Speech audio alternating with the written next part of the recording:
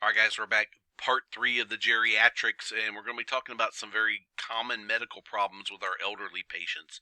And we'll start off with the pulmonary. And again, shortness of breath, kind of the common complaint, coughing, congestion. They're very prone to getting infections in the lungs again.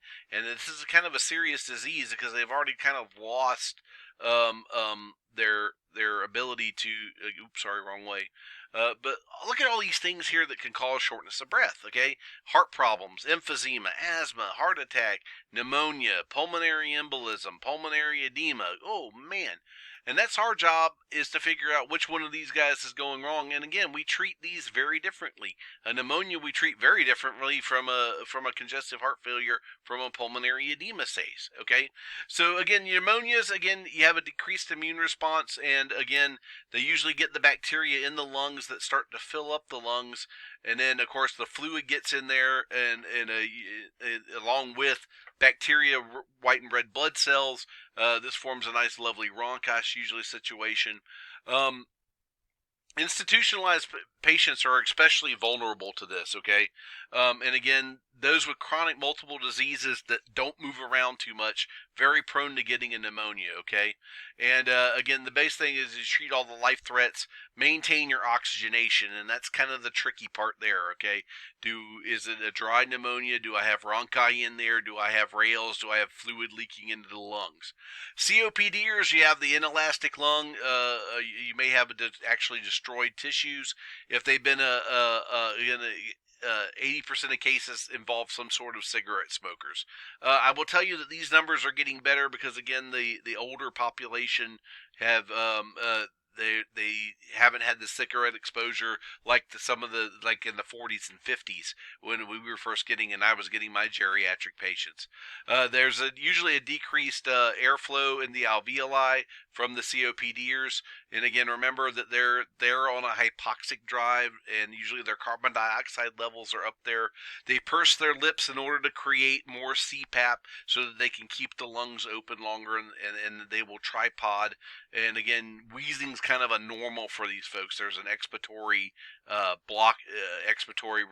they're having trouble getting the air out. Again, that shark fin pattern. And when they exacerbate, they really go hypoxic. They really go hypercapnic. Their acid-base balance goes to poo, and it can rapidly lead to the patient going into an arrest or even a total death at that point. Pulmonary embolisms. Everybody knows these. Ask these questions. The history of deep vein thrombosis, major surgeries recently. Again, these are all factors involved with that. Again, prolonged immobility is another big one. Any trauma to the leg vessels. If the women are have they been using hormones to augment and to cure certain problems? Well, they can also form pulmonary embolisms.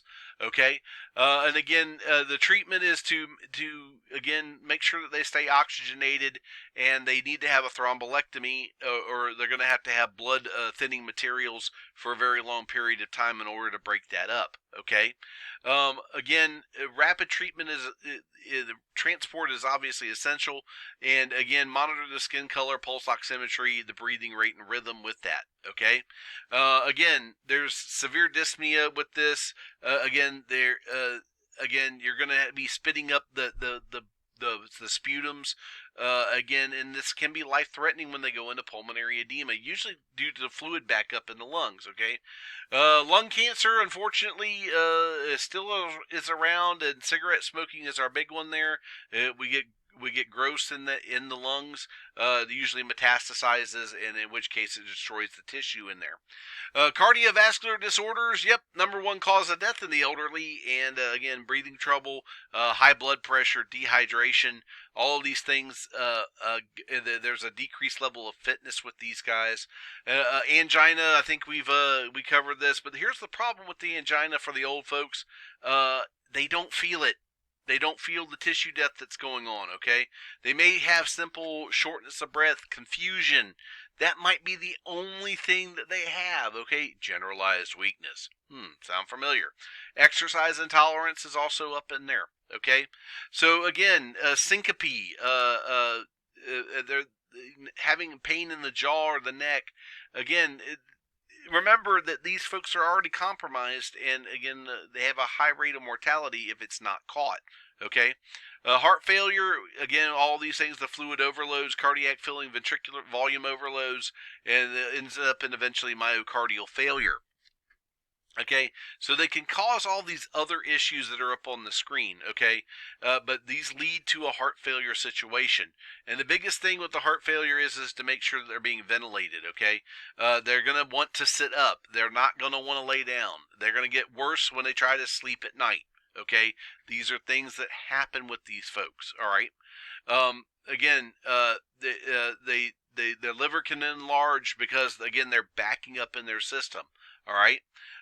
Again, arrhythmias, I think we've beaten that poor horse to death. Just remember, they might not feel it where we can see it on the monitor, okay? Again, pacemakers. Yeah, especially if the battery goes out or there's fibrosis over the catheter site. If you get a lead fracture, again, electrode dislodgement, all of these things can cause the pacemaker not to work, and in which case that kind of produces a problem for us, okay? Again, patient by patient. If the patient's in a bradycardia, even though they got a pacemaker, if it's not working, time to transcutaneous pace these folks, okay? You know how to fix it. Hook them up to a working pacemaker. All right.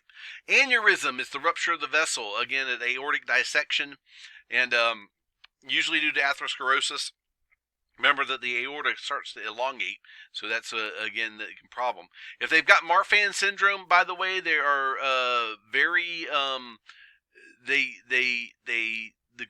distal growth and dilation of the root of the aorta, so it essentially tears away from the heart. The good news is that usually that goes away really quick. The bad news is they go into cardiac arrest, and there is no getting them out of it. So again, they can complain of tearing pains in the lower back if it's in a AAA. But again, a tearing sensation in the chest. Always be thinking that it's some sort of aortic dissection up there. Hypertension, blood pressure greater than 140/90 per the slide. I think that's kind of dependent on the patient also, okay? But again, there's a lot of problems you can develop with long-term chronic hypertension. Blindness, stroke, heart failure, renal failure, all of these things can be in there, okay? And so we want to make sure that they get their blood pressure under control, and this is going to be a long-term thing, not something that we're going to do in the back of the ambulance, okay?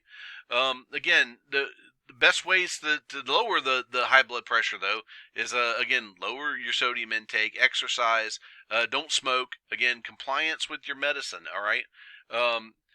Syncopes, again, for some reason, blood flow to the brain or oxygen and nutrient delivery, there's something that interrupted it.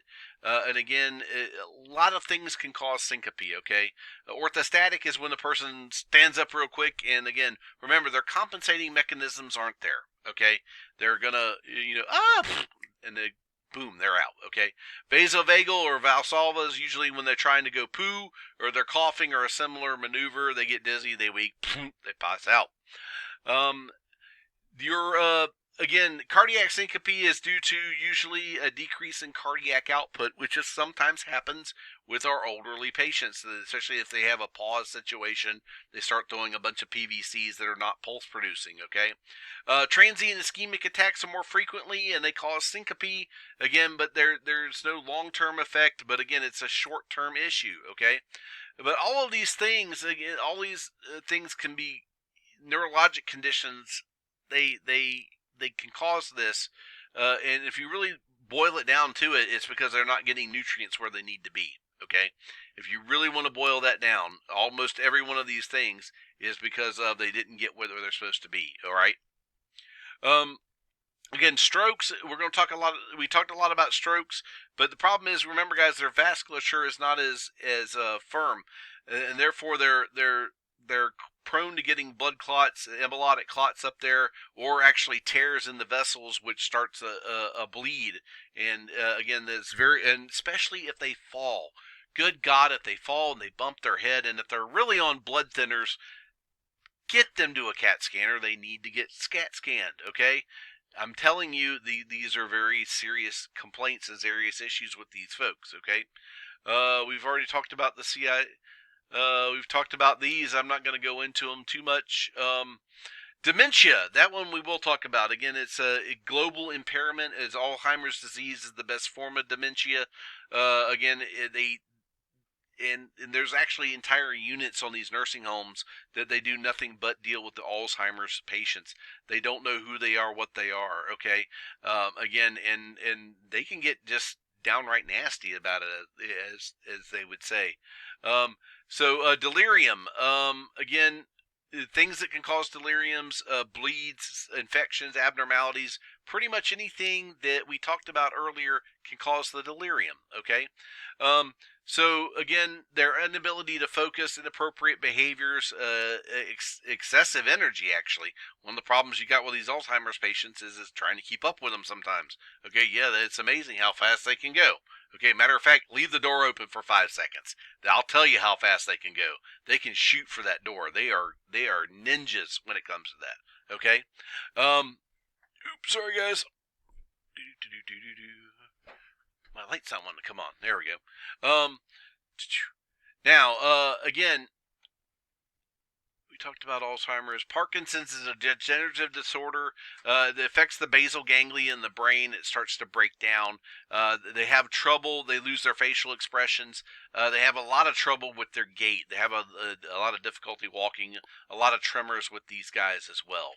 Okay, but just to remember, a lot of things can cause that, and there's again the bullet points here.